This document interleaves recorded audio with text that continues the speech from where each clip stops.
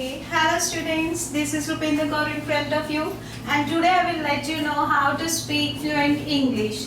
Actually हमें हमेशा से शुरू से यही प्रॉब्लम होती है कि हमें इंग्लिश में किस तरीके से बोलना है। अगर हमें इंग्लिश में बोलना भी आ जाता है तो हमें ये नहीं पता होता कि हमें फ्लुएंट कैसे बोलना है और कई बार हमें एडवांस इंग्लिश की ज़रूरत होती है। हमें कुछ एक ऐसे वर्ड्स हमें बोलने पड़ते हैं या फिर हमें सुनने पड़ते हैं जिसका हमें मीनिंग ही नहीं पता होता।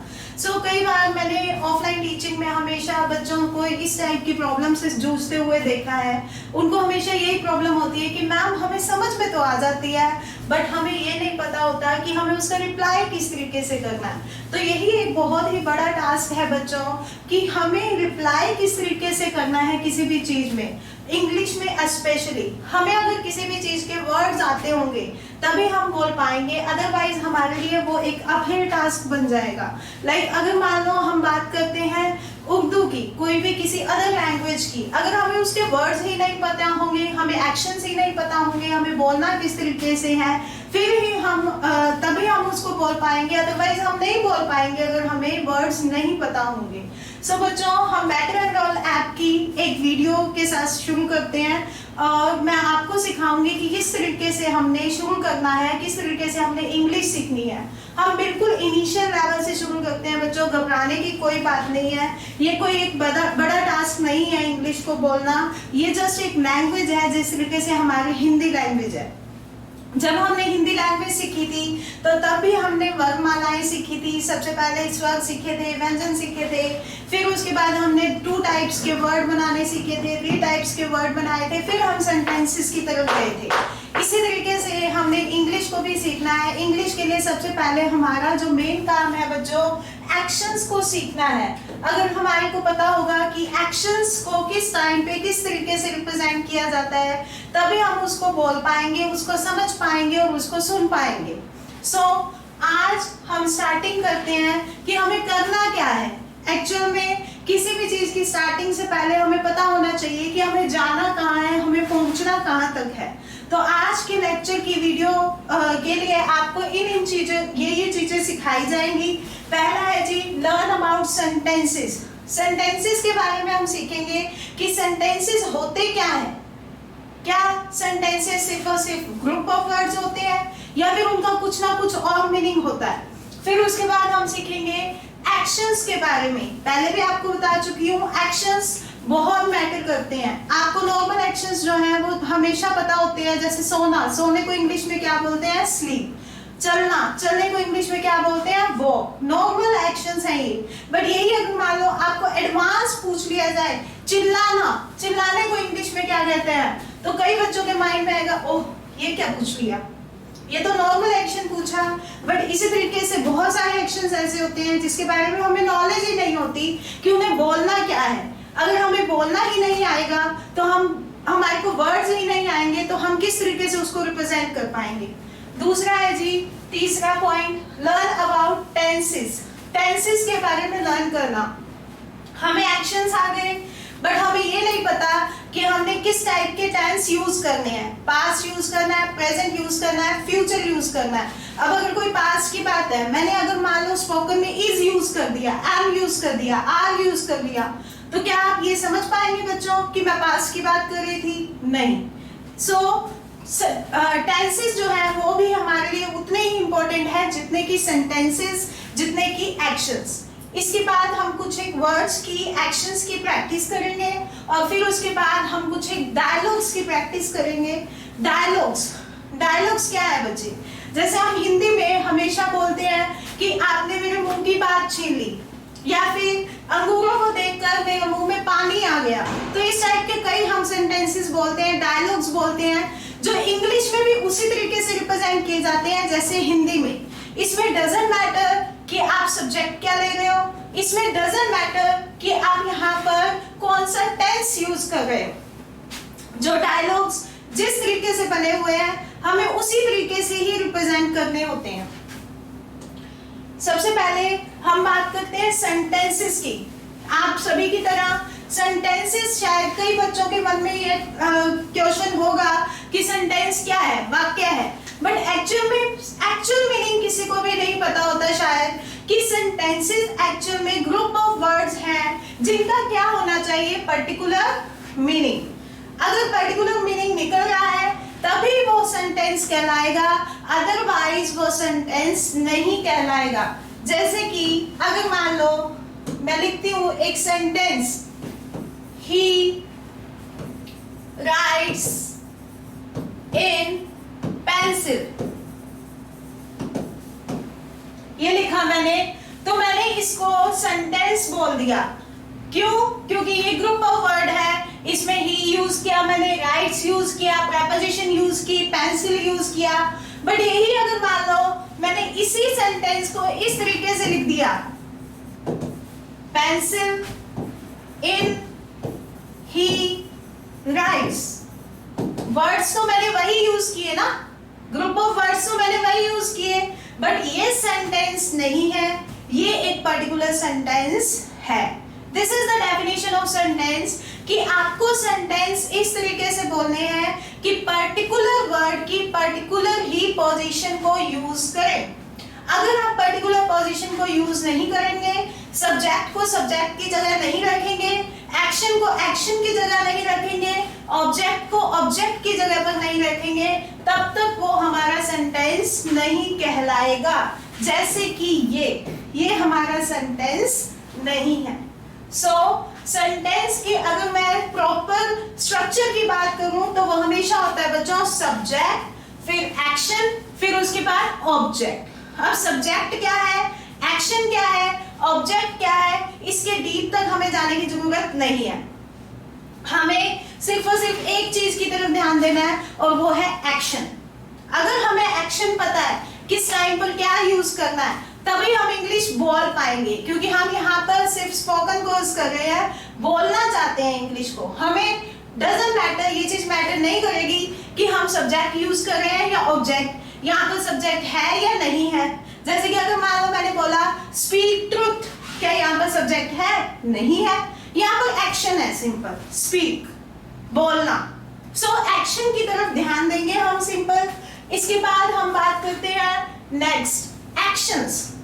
नॉर्मल एक्शंस हम सभी को पता है सोना, खाना, पीना, ड्रिंक, ठीक है, यही होते हैं। सोना, स्लीप, वॉक, चलना, बोलना, स्पीक को बोलते हैं, ठीक है। तो नॉर्मल एक्शंस हम सभी को पता है कि क्या होते हैं, क्योंकि हम बचपन से ये चीजें सीखते आ रहे हैं। बट यही अगर मान लो मैं थोड़ा सा एडवांस कर दूं, जैसे कि यहाँ पर कुछ एक एक्शंस आपके सामने है, नीड, सल्क, वॉच, स्माइल, कैकल, पील, लाफ, चकल, नज, टेक टी। तो इस टाइप के वर्ड से, इस टाइप के एक्शन से क्या हमें सभी को पता है कि ये टाइप के एक्शंस जो है वो नेसेसरी है हमारे लिए। मीन्स टू से कि ये टाइप के जो एक्शंस है हमारे लिए नेसेसरी तो है, बट हमें कहाँ पर कौन सा एक्शन यूज करना है, अगर हमें ये पता है तभी हम बोल पाएंगे, समझ पाएंगे। अदरवाइज आपके लिए स्पोकन इंग्लिश यानी ये एक बहुत ही बड़ा अपहिल टास्क बन जाएगा। इसको सीखने से पहले, एक्शंस को सीखने से पहले आपको कुछ एक टेंसेस से इंट्रोड्यूस करवाती हूँ। टेंस पता ही है हम सभी को, प्रेजेंट होता है बच्चों, पास्ट होता है और फ्यूचर होता है। प्रेजेंट की बात की जाए, पास्ट की बात की जाए, फ्यूचर की बात की जाए। अगर प्रेजेंट के टाइप्स की बात करूं, जैसे हम हिंदी में किसी भी चीज को बोलते हैं प्रेजेंट में, तो 4 टाइप से बोल सकते हैं या नहीं? जैसे वह लिखता है, वह लिख रहा है, वह लिख चुका है, वह 2 घंटे से लिख रहा है। यूज तो मैंने टेंस प्रेजेंट ही किया, बट मैंने क्या किया, हर एक टाइप यूज कर दिया, और वो टाइप को मैं 4 तरीके से बोल सकती हूँ प्रेजेंट को। इसी तरीके से पास्ट को भी मैं 4 तरीके से बोल सकती हूँ, फ्यूचर को भी मैं 4 तरीके से बोल सकती हूँ। अगर हम हिंदी में बोल सकते हैं तो इंग्लिश में क्यों नहीं? इंग्लिश में भी तो हमें वही चीजें यूज करनी है ना जो हिंदी में करते आ रहे हैं हम। तो उसके लिए सबसे पहला टाइप आज हम सीखेंगे बच्चों, प्रेजेंट टेंस का अफर्मेटिव टाइप, मीन्स टू से इंडेफिनिट टाइप। इंडेफिनिट टाइप में हमें सिंपल एक ही चीज रखनी है, सब्जेक्ट और साथ में एक्शन। सब्जेक्ट क्या होगा बच्चों? He, she, it, I, they, we, यही हो सकता है। और साथ में हम क्या यूज करेंगे? एक्शंस। जैसे कि यहाँ पर आप देख भी पा रहे होंगे, आई के साथ एक्शन है, ही के साथ एक्शन प्लस एस या ईएस है, वी के साथ सिंपल एक्शन है, दे के साथ एक्शन है, शी के साथ एक्शन है प्लस एस या ईएस है। तो बस इस चीज का थोड़ा सा ध्यान रखें कि एक्शन के साथ हम एस या ईएस कब यूज करेंगे। एक्शन के साथ एस या ईएस हम तब यूज करेंगे इंडेफिनिट में जब हमारे पास सिंगुलर है, जैसे कि यहाँ पर शी सिंगुलर है, यहाँ पर ही सिंगुलर है, बाकियों के साथ हमने एस या ईएस यूज नहीं करना। अभी मैंने आपको एक्शंस बताए बच्चों, हम इन्हीं का ही यूज करके देखते हैं। सबसे पहले एक्शन है नीड। नीड इसका मतलब होता है गूंथना किसी भी चीज को, जैसे आटे को गूंथना होता है तो हम बोल सकते हैं नीड फ्लोर, ठीक है। अब यही अगर मान लो मैंने सब्जेक्ट यानी कि जो फर्स्ट पार्ट जो एक्शन कर रहा है वो ले लिया मैंने ही। अगर मैंने ही ले लिया तो मैं क्या लगाऊंगी बच्चों साथ में नीड्स, सिंपल नीड्स यूज करूंगी KNEADS, और इसका मतलब क्या होता है बच्चों गूंथना।